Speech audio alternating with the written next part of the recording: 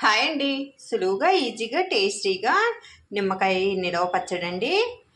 పచ్చడి కోసం ఒక 15 కాయల దాకా నిమ్మకాయలు తీసుకున్నామండి. వీటిని కట్ చేసుకోవాలి. నిమ్మకాయలన్నీ కూడా ఇలాగ పొడవుగా కట్ చేసుకోవాలండి. ఇలా అడ్డంగా కాకుండా అట్లా పొడవుగా కట్ చేసుకొని ఓ డబ్బాలో వేసుకోవాలి. కాయలన్నిటినీ శుభ్రంగా కడిగి తుడుచుకొని ఇలా కట్ చేసేసుకొని ఇలాంటి ఒక డబ్బాలో వేసేసుకోవాలి.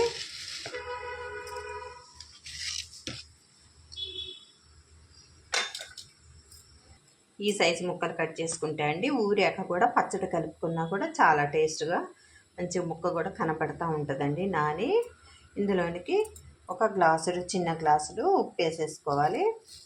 ఉప్పు వేసి మొత్తం కలిపేసుకోవాలి. కొద్దిగా పసుపు కూడా వేసుకొని మొత్తం కలిపేసుకోవాలి.